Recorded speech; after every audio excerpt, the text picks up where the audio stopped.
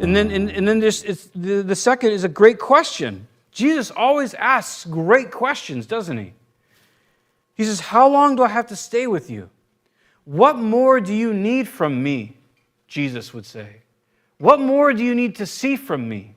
What more proof do you need that he's the Messiah, that he's going to do this? How long do I have to put up with you? How long are you going to continue to doubt me when he's been nothing but good and provided and blessed? Those are great questions, aren't they? Are they questions that we kind of wrestle with? We don't maybe vocalize them that way or think those way in our mind, but it's a great question to ask ourselves, isn't it? How much more do I need to see from Jesus before I realize I can trust him to always do good by me? That no matter what happens in my life, how much more do I need to see from him to know that I can walk in peace and in joy through the most difficult things? To know that when he says things like forgiveness is important, when he says things like gossip is damaging, when he says things like I want you to love me, that it's not egocentric, but to realize that it's the best thing for us. So it's a great question for us when we find ourselves doubting, find ourselves wanting to lash out, find ourselves wanting to kind of take things into our own fleshly hands, right, with our own fleshly ideas. Maybe we could just tuck that away. How much longer, how much more do I have to see before I'll actually believe Jesus? And what I've found in my life, and maybe you have too, is that if we can stop the emotional roller coaster, right? Because isn't that what happens? We have thoughts, and then those thoughts start to spiral. Go back to the disciples.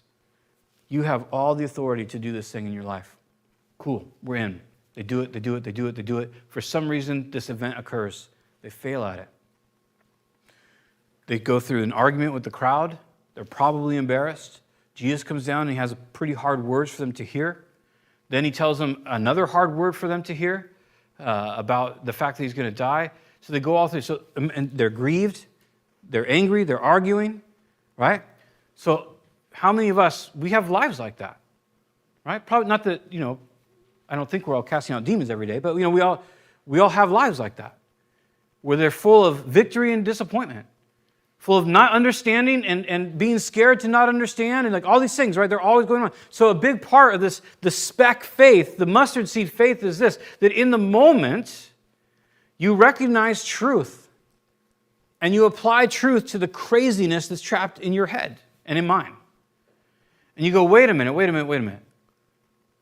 This terrible thing has happened. But God says.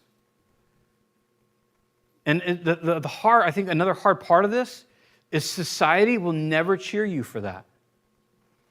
Because when we look at our society, it's telling us, no, rage is the answer. Public rage is the answer. No, offense is the answer. Be offended. You have the right to be offended. Interesting that Paul says the servant of the Lord must not be offended. They must be meek.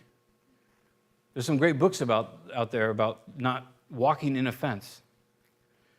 So the world's never going to come alongside of you or somebody who's not interested in walking with Jesus and come alongside of you and go, hey, you're dying to yourself? That's great. You're taking every thought captive and you're just going to trust God for this incredible, difficult thing in your life and you're not going to just puke it out on everyone and then have a bunch of bitterness? That's great. People aren't going to do that. Satan's not going to do that. Nobody's, only people that are trying to walk with Jesus are going to be ones that are willing to do that. And to say, that looks like it's rough. I'll pray for you, but that's awesome that you're taking that craziness that we all have captive and you're applying truth to it. That's the mustard seed faith. That's the thing. What is it in the moment that God has told you that you should do? What is it in the moment that he's called you to do? And that changes moment by moment, right? To some extent. I'm not saying calling and whatnot. But every moment we have this opportunity to exercise this mustard seed faith, this small point where I go, okay, yeah, I'll say yes to that. I'll say yes to that, God. I'll accept that. Yeah, I'll go forward with that. And we can put an end to, or at least curb, these emotional responses that we're going through and that we're wrestling with. These fleshly responses. And it's interesting because in Romans, Paul tells us, he says, we ought not to give, the word in Greek is a ledge, a little sliver, a ledge. He says, but don't give anything, don't afford anything or any ground to the flesh. And because that's how it starts. That's how all this, the roller coaster, all the turmoil starts. Because something happens, whatever it might be. You try to heal someone, whatever, some sort of failure that you shouldn't have had, right? And the flesh jumps in, and it immediately wants to find identity. So to find identity in failure, because not many of us, well, I shouldn't say that, I don't know you. Probably all of us struggle with just being honest with ourselves and with God a lot of times, and just being like, owning our own stuff. So a lot of times what happens is we experience a failure. And because of a lot of different factors, immediately we need identity, because we don't want an identity that's a failure, right? Nobody like walks around and be like, hey, how are you doing? Who are you? I'm a failure. I'm pretty much bad at everything in life, and anything I've ever done that turned out bad was my fault. That's pretty rare, right? You don't see Facebook posts like that. Another day of failure that was all my fault, right? You don't really see that very often. Normally, if somebody experiences a failure, they immediately have a reason why someone around them caused that failure, right? I flew off the handle, or whatever it might be. I did this or I did that, but it was because this person did this, right? So what that is, that becomes a ledge for the flesh. And we give just a little bit of room to the flesh, and we feed that a little bit because it feels good. It feels good to escape from the fact that we're just wholly corrupted, and as the Bible says, we have deceitfully wicked hearts, and we need Christ. It feels way better to be like, well, actually it was someone else, and then we could kind of make up a reason. Well, I would have never, except for.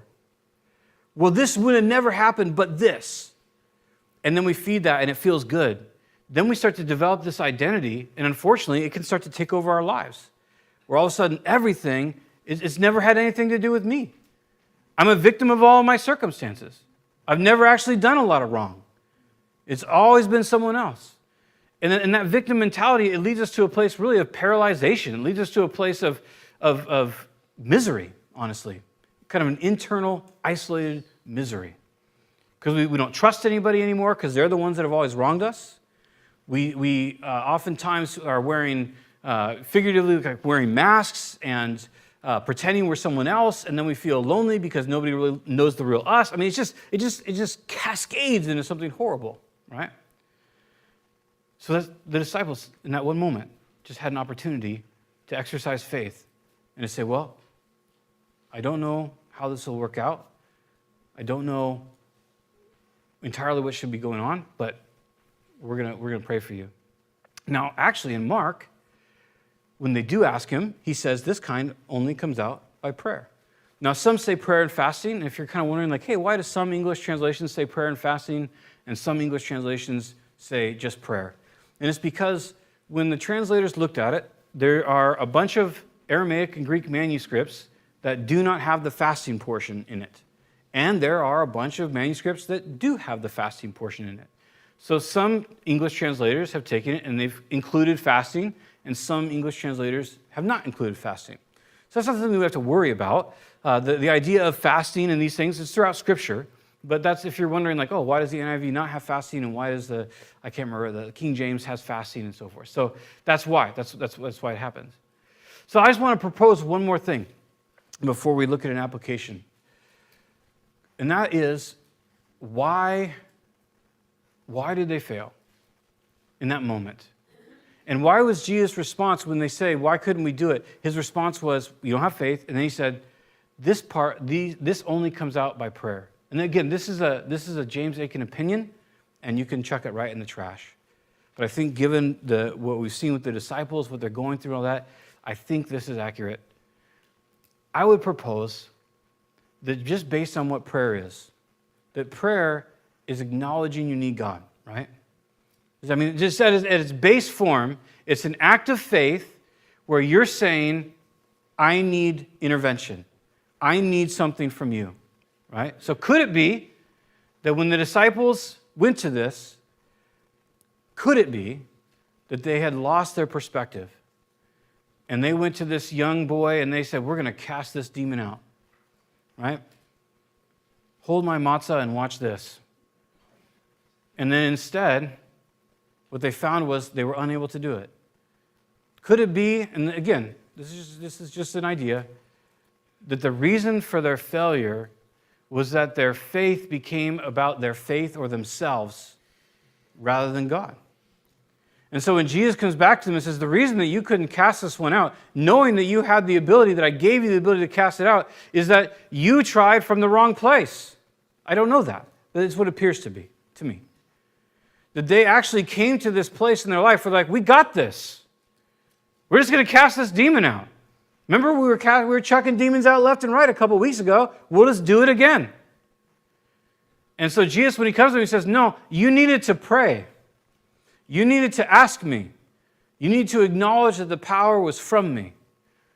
Because that's what faith does. That's what an expectation, a confidence of expectation does. It goes back to God and says, it's not about me doing stuff. It's not about me doing everything right or having everything right. It's about me trusting you that you'll do what you said you would do. And now you've told me that you want me to ask me for you to do what you said you would already do. Perhaps as a reminder to me that I can't do what you said to do, but you have to. Right? Clear as mud? That's what I would propose. And so for you and I, it's important for us to remember something. We need God. And it's designed that way. He designed a way that creates fellowship.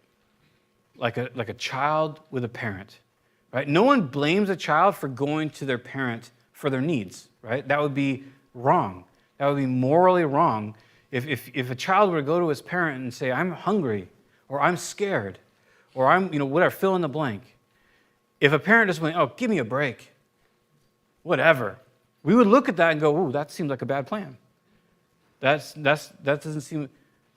So it should be pretty understandable that for us, this idea that God has made a way for us to walk in everything that he has for us, all the joy, all the peace, right? Because he says, just as they were given authority over unclean spirits and so forth, that's, we do too. We could talk about that another time. We have authority too, based on the promises that God has given us. We have the authority to be at peace at all times. We just have to go to him. We have the authority to have joy at all times. I'm not saying these things aren't a fight. But that's the promise and the authority that God has given us. We have the authority to be able to be at peace, whether it's about provision or relationships or whatever it is, to have tranquility in our souls at all times. So we have been given those things. It comes down to that mustard seed faith. It just takes one little point of faith, and that opens the door to this giant bush of faith, right? This giant thing that God is wanting to do in our life. But it takes that first yes, that first okay, that first, I'm going to walk in what you've shown me in this place.